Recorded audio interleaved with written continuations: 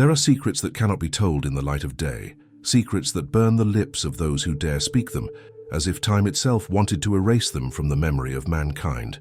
The Ark of the Covenant, venerated for centuries as God's dwelling place on earth, was not merely a sacred coffer bearing stone tablets, not merely the symbol of the faith of a wandering people, but something much greater, much more dangerous, much more human. Behind the golden cherubs that guarded its summit lay a dense silence, a power that could not be contained in parchment or hymns. Kings killed for it, empires bowed before its shadow, priests trembled at the mention of its name. They said its light consumed, its presence drove one mad, that to touch its edges was to embrace death itself. And yet few dared to ask, why did such a sacred object need to be hidden, veiled, carried under threat of death? What was it about the Ark that transformed it into terror and desire at the same time? Perhaps what lay within was not just lore, but an ancient secret that changed the destiny of humanity.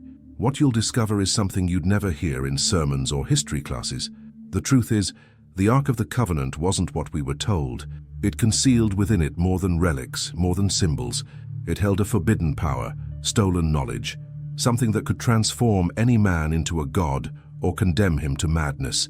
And that's why kings, priests, and conquerors took turns in desperate attempts to seize it, to possess it, to control what cannot be controlled.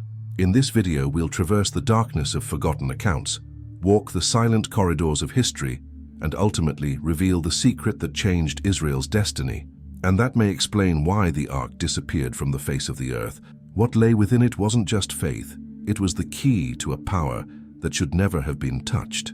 In the beginning, when the tribes still walked under the harsh desert sun, the dust clung to their feet and the wind carried with it the scent of death and hope. It was in this arid landscape that an object was born that could unite the people in awe and reverence, the Ark of the Covenant. It emerged not merely as a symbol, but as a presence, a living body made of wood and gold, breathing invisible secrets. Built with instructions supposedly from God himself, it was carried as if it were the essence of heaven in miniature, a sacred box that not only represented divinity, but seemed to contain it. Its shape at first glance did not reveal the weight of its aura. Two cherubim with outspread wings guarded its summit, facing each other, as if they were sentinels of a secret that should never be revealed. The priest said that between the wings, a divine voice manifested itself, an invisible light that could not compare to the sun or the moon, but that could consume any impure person who dared approach. And so, with each procession, the crowd trembled. It was not simple faith, but silent dread, for everyone knew that the Ark was as merciful as it was cruel. The stories spread by word of mouth were more frightening than the chants sung at altars. Men fell dead from touching it. Entire armies were defeated simply by its approach. Walls crumbled when the Ark was carried around them. It was no mere religious artifact. It was a weapon, a presence that could part rivers and simultaneously fill cities with plagues. What should have been a sign of blessing became, in the wrong hands, a curse. And yet, the mystery lay not only in its external power but in what it hid. The sacred texts said that within it were the tablets of the law, Aaron's staff, and a jar of manna. But was the Ark's secret simply to preserve memories of the desert? Or was there something more, something that could not be written, because the pen would burn the parchment when attempting to record it? What lay within was not just history, but perhaps the greatest enigma ever entrusted to mankind. With each generation, the people looked to the Ark as if gazing into a mirror of their own destiny. It was the center of worship, but also the epicenter of fear. For many, it represented the covenant between God and Israel. For others, it was a gilded prison of a power that should never have been touched. If it were simply faith, there would be no need for veils, death threats, or severe prohibitions. The fact that it was kept secret already betrayed something that could not be revealed. And yet, there was another disturbing detail. The Ark seemed to choose its bearers, as if it had a will of its own. Purified priests survived, but curious ones fell. Generals used it as a standard, but only a few reaped victory. Others were destroyed at the height of their confidence. It was as if the Ark had a conscience, as if it silently decided who would be exalted and who would be annihilated. Therefore, understanding the Ark isn't just about looking at a golden object guarded by legend. It's about crossing the threshold between religion and politics, between spirituality and power, between the desire to touch the divine and the terror of being consumed by it. And it's at this point that its story ceases to be just faith and becomes a forbidden mystery. And in the face of this introduction, a question echoes like muffled thunder. Was the Ark truly a gift from God, or a burden that should never have been carried? The Ark of the Covenant was never merely an object of devotion, but an invisible throne erected at the heart of politics, a symbol that transformed kings into gods and priests, into masters of the fate of multitudes. For the people, it was living proof that the divine walked among them. For leaders, it was the perfect weapon, capable of subduing hearts without shedding blood, and of frightening enemies without the need for swords. Where the Ark rested, power consolidated, and where it was absent, chaos grew like an open wound. In every battle, it wasn't the armies, numbers that decided victory, but the presence of the Ark. When it marched forward, the enemy retreated even before the clash of arms. They weren't fighting soldiers, they were fighting the invisible, a force that seemed to rend the very air, crushing courage and sowing fear like a silent plague. The name of Israel was feared not only for the swords of its warriors, but for the enigma of the Ark. This object carried on human shoulders that seemed to contain within itself the weight of the cosmos itself. However, this power was not merely military. Within the kingdom's borders, the Ark served as spiritual and political cement, stitching faith and authority together in a single golden thread. The priest who guarded it was seen as a guardian of the divine, but also as a judge of the living. The king who kept it within his territory did not rule merely with laws and armies. He ruled with the sacred terror that any affront to him could be considered an affront to God himself. The alliance between throne and altar was sustained by the radiance of the Ark, which radiated not only faith but submission. But there was something even more dangerous in this dynamic. The Ark created a dependency, an obsession. Kings feared losing its favor. Priests guarded it as if guarding a forbidden secret, and the people knelt without daring to question it. The belief that the divine was literally contained within that golden box transformed religion into an instrument of control. Faith, which should liberate, became commonplace. God's name was used as a political shield, and the Ark, the ultimate symbol of this manipulation, became not only an object of veneration, but of possession. And like any object of absolute power, it aroused desire. Many tried to steal it, control it, and uncover its secret. When it fell into foreign hands, reports say plagues swept through entire cities as if the Ark refused to be touched by other peoples. It was like a living treasure, capable of cursing its captors, yet so coveted that no one dared ignore it. To possess the Ark was to hold one's own destiny in one's hands. Therefore, it was carried in theatrical processions, accompanied by chants, incense, and sacrifices, displayed before the people as a spectacle. Each ceremony was carefully planned to reinforce the idea that the throne of the Almighty rested there, and that any challenge to the established order would be punished not by men, but by divine wrath. The religious stage concealed the political machinery. The Ark not only united faith, but also tamed the people. And in this game, the line between spirituality and manipulation disappeared. The object that should have been a sign of communion became a gilded prison where fear replaced devotion. With each victory, the illusion grew that power came from the man who possessed it, when in truth, he was merely a hostage to what he carried on his trembling shoulders. And perhaps this is the most disturbing question. Was the Ark given to the people as a divine gift, or was it used by kings and priests as the most sophisticated weapon of domination ever devised? There is no absolute power that does not arouse greed, and the Ark of the Covenant was, from its inception, the target of the most voracious obsession. If for Israel it was the guarantee of divine presence, for neighboring nations it was an unbearable mystery, a forbidden flame that needed to be mastered at any cost. Foreign kings saw it not as a religious symbol, but as a weapon, a key to subjugating peoples, controlling multitudes, conquering territories without shedding so much blood. The Ark's fame spread like the wind across open deserts, and wherever its name was spoken, the temptation to possess it arose. The Egyptians, masters of hidden secrets and mortuary rituals, believed the Ark held knowledge stolen from their ancient temples. To them, it was as if Israel had carried with it not only the memory of its enslavement, but also a fragment of the power that once belonged to the pharaohs. Among the Babylonians, the idea echoed that the Ark contained cosmic formulas, an artifact capable of opening portals and changing the fate of the stars. The Philistines, Israel's constant enemies, dared to capture it in battle and paid dearly.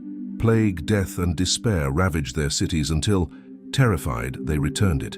It was as if the Ark itself rejected the touch of foreign hands, but that didn't stop them from trying, and each failed attempt fueled the legend even more. The Ark became not just a treasure, but an irresistible curse. It was tantamount to holding the very heart of God, or perhaps, as many secretly suspected, manipulating forces that were never divine, but something much more ancient and obscure. With each generation, conspirators emerged within and outside Israel. Rival priests, ambitious courtiers, merchants who dreamed of selling it to foreign kings, all plotted in silent ways. Some believed that the Ark's true secret lay, not in its appearance, but in what it represented: psychological dominance. If a people believed that God walked before them, then no wall could resist, no army could dare confront him. It was the power of the invisible shaping the visible, and this power, more than gold, more than land, was the most desired of all. Wars were fought not just for territory, but for the chance to control the Ark.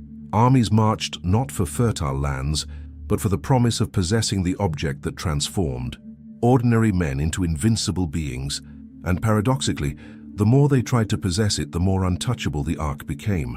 It seemed to play with the fate of empires, granting victories to some, tragedies to others, as if it had a will of its own, as if it were more master of history than mere witness. Greed didn't just come from outside. Within Israel, kings also succumbed to the Ark's allure. Some treated it as a sacred relic, others as a political asset, and still others as a personal shield against their own sins. In each era, the Ark molded itself to the ambition of its possessor, revealing a disturbing reflection. It showed not the face of God, but the most hidden face of humanity. And so, the story of the Ark became an endless cycle of desire and destruction. People rose up to take it and were destroyed. Kings carried it like a crown and ended up devoured by their own pride. With each fall, the mystery grew, because deep down, everyone knew no one possessed the Ark. It was the Ark that possessed everyone. And in the face of this universal obsession, the question remains that echoes like a curse. If an object is so coveted that it brings empires to ruin, is it truly a divine gift, or just a carefully planted trap to expose human weakness? The Ark of the Covenant wasn't just carried in solemn processions or kept in the golden silence of the Holy of Holies. Around it, a network of secret rituals formed, practices that went far beyond simple public worship. For if the Ark was truly the dwelling place of God, then approaching it required more than faith. It required preparation, purification, and total surrender. Every detail was carefully calculated: the garments, the aromas, the forbidden words known only to the high priest. Access to it was not democratic, it was restricted, almost conspiratorial. Each year, on the Day of Atonement, only the high priest could pass through the veil, separating the people from the Ark. Before entering, he bathed in pure water, dressed in spotless linen, and underwent anointings that impregnated his skin with fragrances of resin and oil. Afterward, the blood of sacrificed animals was sprinkled, not because God needed blood, but because the people believed that without this covenant of life and death, no one would survive the fiery presence of the Ark.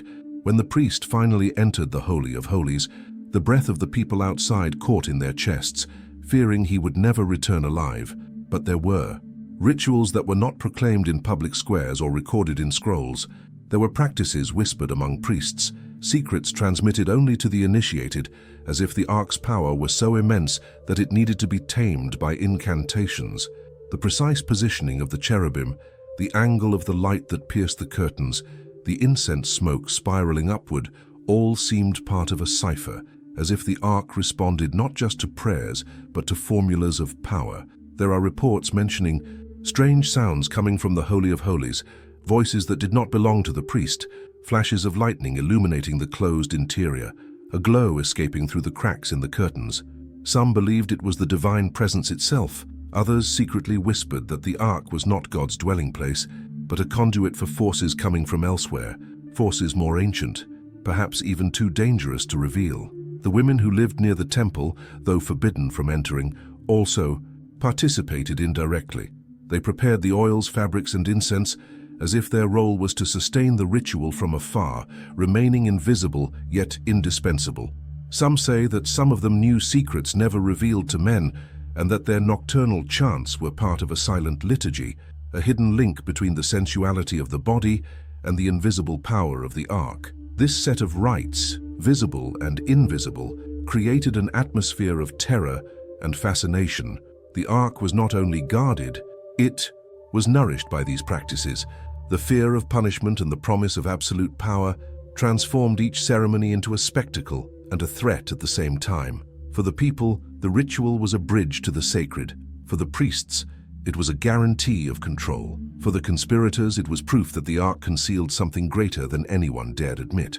And so every drop of blood, every perfume burned, every veil slowly lifted before her seemed to sustain not only faith, but also a secret that should never be revealed. And here arises the question that has crossed the centuries. Were these rituals really ordained by God, or invented to tame a power that no one understood, but that everyone feared losing? It wasn't just the gold that made the ark an object of fascination. What made it feared were the inexplicable events surrounding it, episodes that surpassed the limits of logic and that were etched into the collective memory as signs of a power no man could ever control. Each generation carried stories of lights that burst from within it, of voices that echoed among its cherubim, of sudden deaths that served as warnings. The ark wasn't just seen, it was felt, as if the air grew heavy around it, as if the space within its reach were another, suspended between the human and the divine. When he marched at the head of the people, it was not uncommon for entire walls to surrender to his advance. The fall of Jericho was not the result of catapults or battering rams, but of the sound of trumpets and the presence of the ark. 7 circuits around the city, and the ancient stones gave way as if they were sand. For some, a miracle. For others, the effect of a force beyond comprehension. What matters is that the ark seemed to command even matter. At other times it became a sentence. Some dared to touch it to prevent it from falling, a seemingly pious gesture, and fell dead instantly, consumed by something invisible. Others approached without permission, trying to probe what was inside, and were struck down in silence. Even in battle, its presence decided fates. When the Philistines managed to capture it, they celebrated as if they had defeated the gods of Israel. But soon, plague, tumors, and death spread through their cities until, terrified, they returned the ark to the people who venerated it. Power recognized no new masters, leaving only ruins behind. And it wasn't just enemies who suffered. Even within Israel, the ark punished those who dared treat it as a common object. Entire villages were devastated by the curiosity of some who tried to look inside. What they saw, no one knows. All that is said is that they died in agony, and that their bodies were buried hastily to contain the mass panic. The secret of what lay within remained untouched, protected not by chains but by a force that transformed mystery into a sentence. But perhaps most disturbing was what was said to occur in the silence of the Holy of Holies.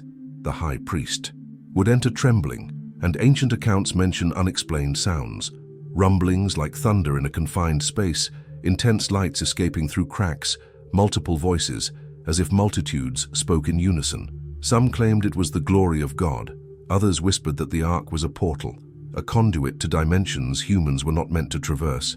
The supernatural presence wasn't just awe, it was visceral fear, because no one could predict what would happen. Each phenomenon increased the fascination and terror. The people saw in the ark the certainty that God was among them, but also the constant reminder that his presence was dangerous, that he could kill as easily as he protected. He was both a blessing and a curse, a promise and a threat, a living paradox that challenged the very idea that the divine was only love and mercy. And as we revisit these events, a growing concern arises. Was the ark truly a manifestation of God's glory? Or was it something much more obscure, an ancient technology or force that man mistook for divinity? There are objects that mark their presence through their grandeur, but the Ark of the Covenant became even more powerful in its absence. One day, it dominated armies, sustained empires, and was the heart of a people. The next, it vanished as if swallowed by the earth itself. There is no definitive record of its destruction, no reliable witnesses to its loss, only an abrupt silence in the texts, an uncomfortable gap that persists to this day. Like a ghost that leaves its home without a trace, the ark vanished, and with it took the last visible link between heaven and earth. Some say its absence began around the time Babylon invaded Jerusalem, sacking the temple, burning its sacred contents, and taking gold, utensils, and prisoners with it. It was natural that the ark would also be taken, but Babylonian accounts make no mention of it. Could it be that the most coveted object of all simply wasn't recorded? For some scholars, this is proof that the ark was no longer in the temple when the invaders arrived. It had already been hidden, perhaps by the priests, perhaps by men chosen for this secret mission. Other ancient accounts point to Ethiopia. The legendary Kebra Nagast, an Ethiopian text, claims that the ark was taken to Axum by Menelik, son of Solomon and the Queen of Sheba, and that it remains to this day kept in the Church of St. Mary of Zion, protected by monks who swear never to abandon it. No foreigner can see. No one can confirm it, but the mystery remains alive as if the prohibition itself were part of the legend's strength. There are still those who claim the ark was hidden in secret caves, sealed by hands that feared its capture. Some believe it rests underground beneath the ruins of the temple in Jerusalem, awaiting a time of revelation. Others, more daring, maintain that it was taken to Egypt, kept in temples that already understood its true nature, not as a divine symbol, but as a forbidden artifact. Each theory increases the fascination because they all carry the same shadow, the impossibility of proof. The disappearance of the ark is so absolute that it seems planned, as if its very essence were never to truly belong to any people, but to exist as an eternal provocation, a temptation impossible to overcome. And while the modern world digs deserts, excavates ruins, and searches libraries for clues, what remains is not certainty, but silence. A silence that echoes louder than any tale, because perhaps the ark's destiny is not to be found but to remain hidden, a reminder that the power it held cannot be possessed without consequences. And the question that inevitably arises is this: was the ark hidden to be preserved, or so that it would never be touched by men again? The absence of the ark was not merely the loss of an object, it was the collapse of a center, the collapse of an invisible axis that sustained the faith and politics of an entire people. For while the ark rested in the Holy of Holies, Israel was not merely a nation, it was a chosen people guided by a tangible sign of divine presence. But when the ark disappeared, what remained was an unfillable void, an open wound that bled through the centuries. The temple remained, but without the ark it was no longer the same.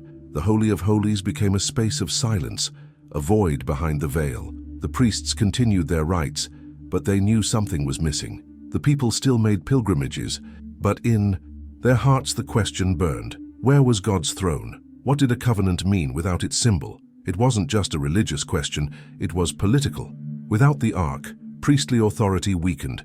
Kings lost some of the sacred radiance that legitimized them, and the people's trust began to crumble like a baseless wall. The absence of the ark also shaped Israel's spiritual identity.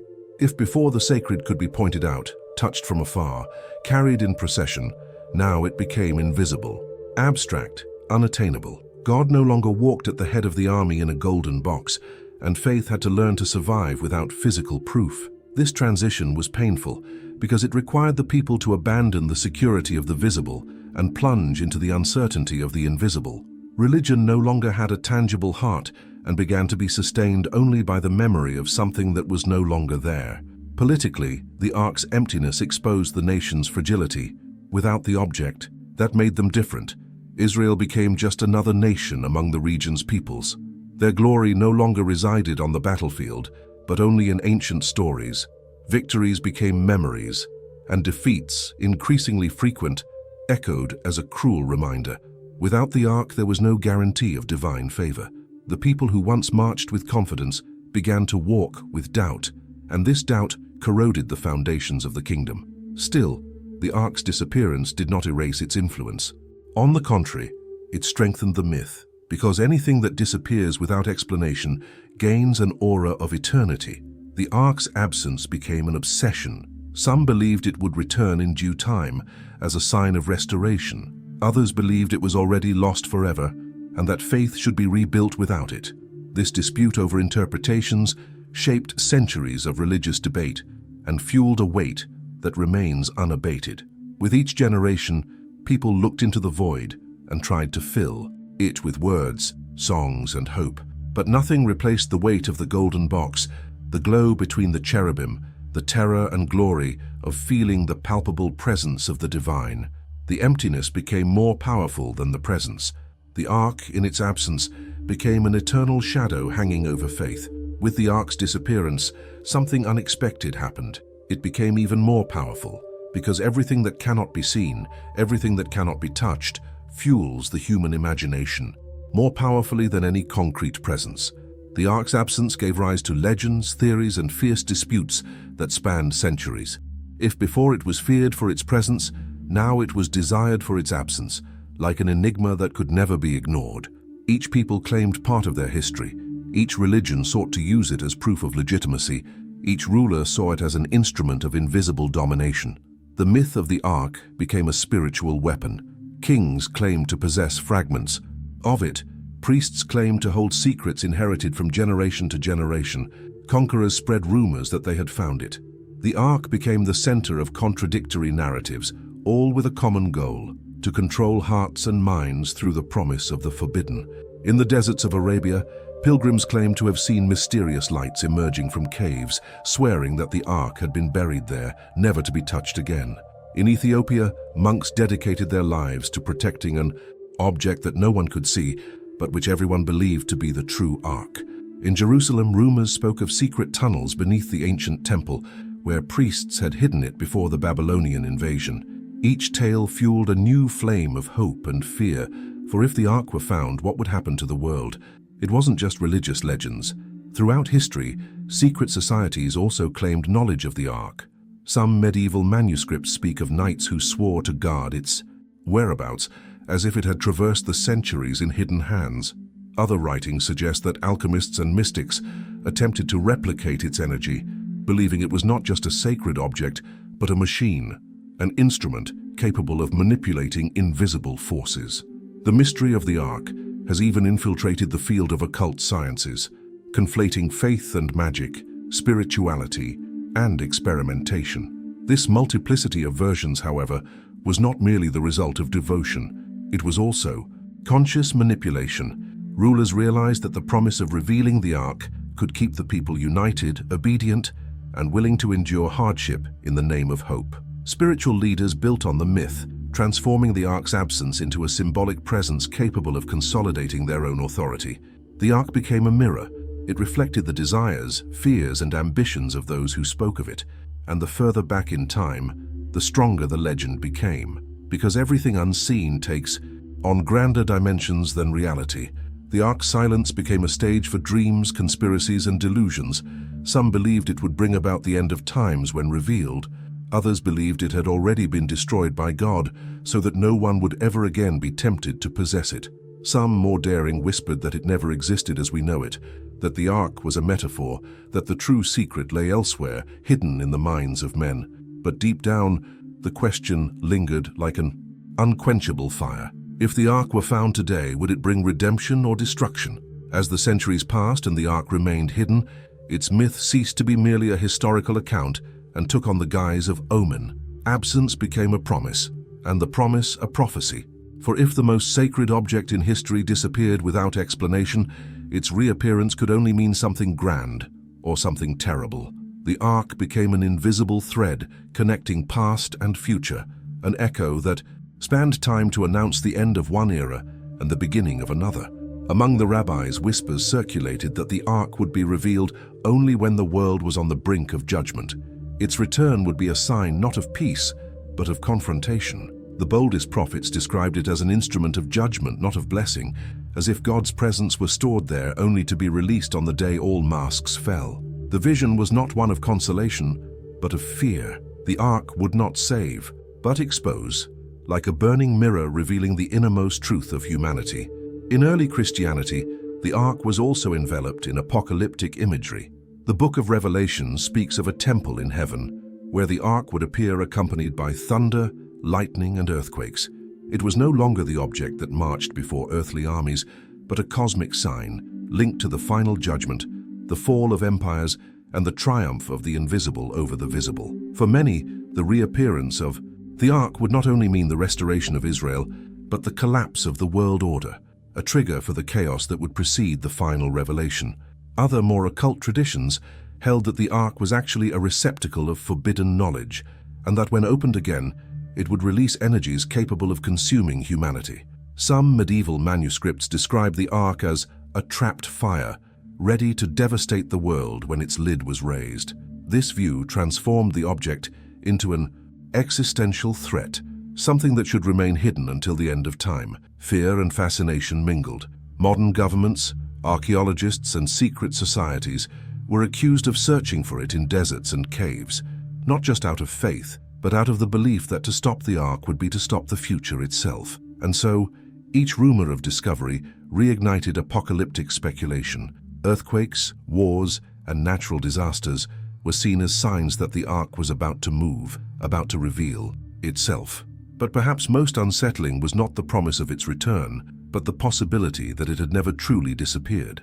Some believed it had always been among us, hidden from view, guarded by silent hands, waiting only for the right time to re-emerge.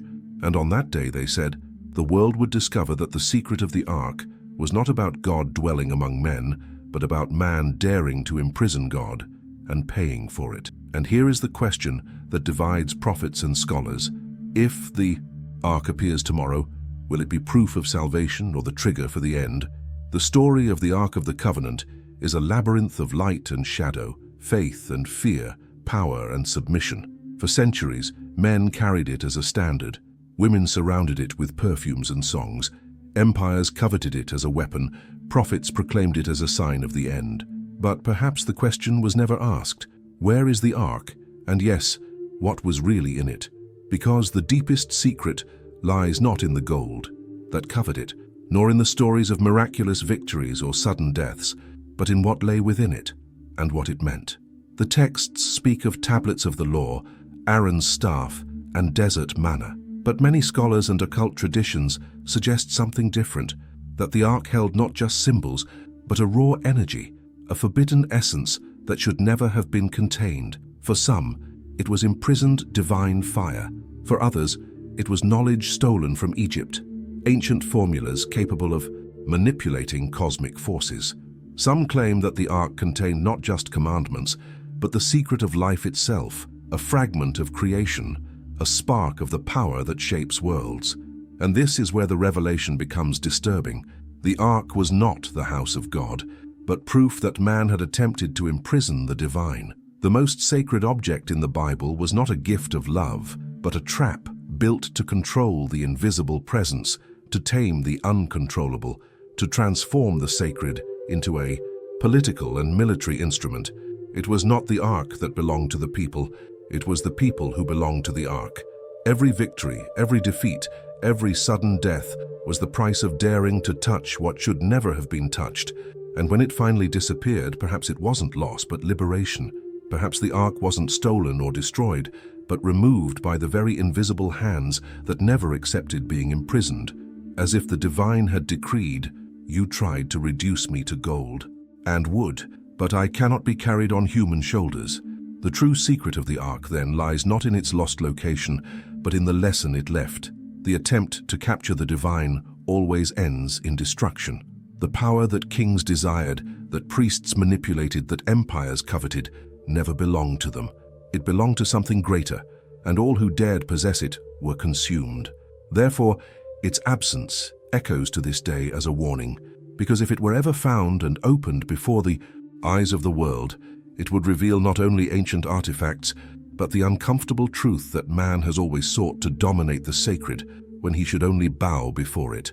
The Ark was not the presence of God. It was a reflection of human arrogance. And perhaps that is why it remains hidden, not because it is lost, but because the world would not yet bear its revelation. And faced with this final mystery, the question that spans the centuries remains like a silent dagger. What did the Ark really hold? The voice of God or the condemnation of humanity? When the golden dust settles and the echo of the Ark still vibrates in your chest, Leave a visible trail so that this truth is not lost in the desert. Give your like now, as if sealing a pact, and subscribe to the channel to walk with us when the next veil moves. Because, while we close this mystery, another already flickers silently there on the screen, calling for your gaze. Follow the thread of light, pass through the next door, and continue the journey where few dare to enter. The Bible as you've never seen it before. The hidden truth revealed.